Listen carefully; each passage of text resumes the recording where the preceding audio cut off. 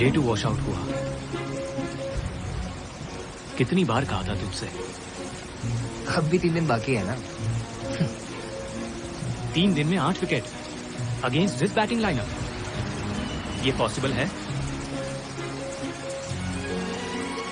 तू तीनों test match खेल सकता था। तुझे देखने कितने लोग आए हैं।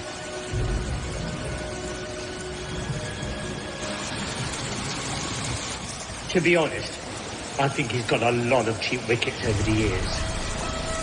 What 800 wickets? He got 792 run-outs. दूसरे जो कहते हैं उस पर ध्यान मत दो। तुम एक चैंपियन बॉलर हो और तुम्हारी टीम तुम्हें हमेशा सपोर्ट करेगी।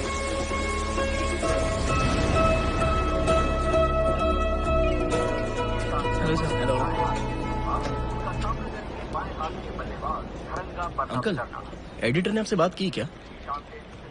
वो मुरलीधरन के करियर पर कवर स्टोरी लिखने का प्लान कर रहे हैं। उन्होंने बताया कि मुरली के बारे में जो दूसरे नहीं जानते वो आप जानते हैं। उन्होंने कॉल नहीं किया आपको? वो हर बार ऐसा क्यों करते हैं? मैं आपका फोन यूज कर सकता हूँ प्लीज? कॉल आया था, काफी इंफॉर्मेशन है। 1 हफ्ते बाद आना। उन्होंने कहा कि मैच खत्म होने से पहले उन्हें आर्टिकल अपने टेबल पर चाहिए। चांस ही नहीं है।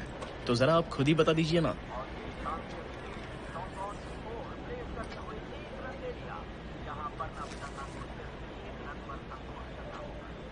स्पोर्ट्स पेज पर आने वाली न्यूज फ्रंट पेज पर काफी अजीब लगती है ना? वो सीढ़ी चढ़ो, तुम्हें जो चाहिए वो सबसे ऊपर है।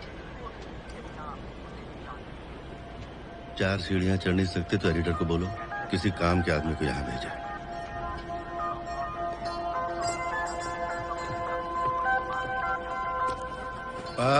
सब निकाल लो। अंकल, आप तो मुरली के बहुत बड़े फैन लगते हैं। Cricket fan. मुरली को तब से खेलते देखा है जब वो स्कूल क्रिकेट खेलता था। उसके पहले टेस्ट मैच के वक्त भी मैं वहीं था। और हाँ, मैं तुम्हारा अंकल नहीं हूं।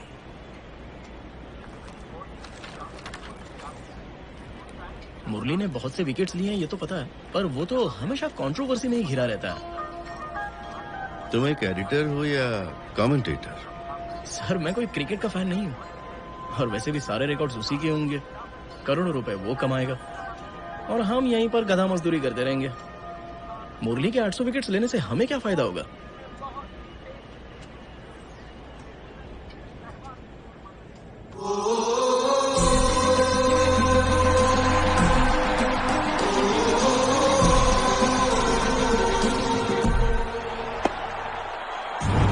ये कोई नहीं जानता कि क्रिकेट की शुरुआत कब हुई।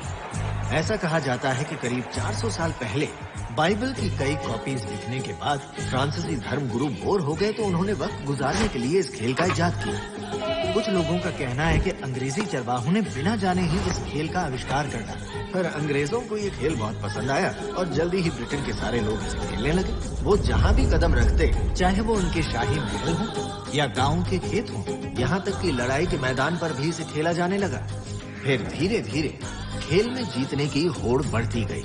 नतीजन बैट का आकार बदल गया, बॉल सख्त होती गई और मैदान पर विकेट्स भी लगाए जाने लगे। मगर क्रिकेट खेले जाने का तरीका वही रहा। इसमें कोशिश करनी होती है कि जब सामने वाला बॉल फेंके तो बॉल स्टंप से न टकराए और बैट से जोरदार शॉट लगे, यानी अपने विरोधी से ज्यादा स्कोर करना होता था।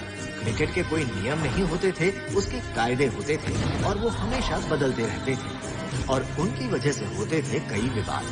मिसाल के तौर पर 1 ओवर में कितनी गेंद होनी चाहिए या गेंद को लुढ़काने का क्या तरीका होना चाहिए, बैट का आकार कैसा होना चाहिए, इस तरह के विवाद।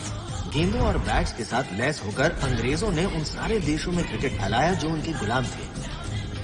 पहले वो गए ऑस्ट्रेलिया, फिर साउथ अफ्रीका और फिर वेस्ट इंडीज, उसके बाद इंडिया और न्यूजीलैंड, और जब आखिर में वो सिलोन आए तब प्रशासन, व्यापार और क्रिकेट के मैदानों के अलावा उन्होंने कई विवाद भी शुरू किए। इस दिलचस्प खेल के मोह में डूबे हुए अंग्रेज दिन रात उसे खेलने लगे। उनके मैच इतने लंबे चलते कि वो खाने और चाय के लिए ब्रेक लेने लगे। चाय बनाने के लिए चाय की पत्तियों की जरूरत होती और पत्तियों को तोड़ने के लिए मजदूरों की जरूरत होती। इसी जरूरत को पूरा करने के लिए दक्षिण भारत के तमिलनाडु से हजारों मजदूरों को सिलोन लाया गया। चिन्नस्वामी और अंगमल भी उन मजदूरों में शामिल एक दंपत्ति थे। एक तरफ अंग्रेज क्रिकेट खेल रहे होते और श्रीलंका के स्थानीय लोग उन्हें दूर से देखते रहते। पर कुछ दिनों में सब बदलने वाला था। कहाँ गया ये लड़का? मुथैया! मुथैया! मेरे बेटे को देखा क्या? नहीं, वहाँ जाके देखो। मुथैया! तुमने मेरे बेटे को देखा क्या? उसे वहाँ जाते देखा। किस तरफ? मणि अक्का, तुमने मुथैया को देखा क्या? मैंने उसे सब जगह ढूंढ लिया, पता नहीं कहाँ चला गया। इतनी घबरा क्यों रही हो? भूख लगेगी तो आ जाएगा। पर उसके स्कूल का आज पहला दिन है। उसको स्कूल भेज रही हो? तुम एक अकेली माँ हो, तुम्हारे 3 बच्चे हैं। चाय बागान में नौकरी लगवा दो, कम से कम पैसे तो कमा कर लाएगा। आई बड़ी सिखाने। ए मुथैया, मैं तुझे कब से ढूंढ रही हूँ। तू यहाँ क्या कर रहा है? घर चल। अम्मा, वो देखा कितना अच्छा खेल रहे हैं।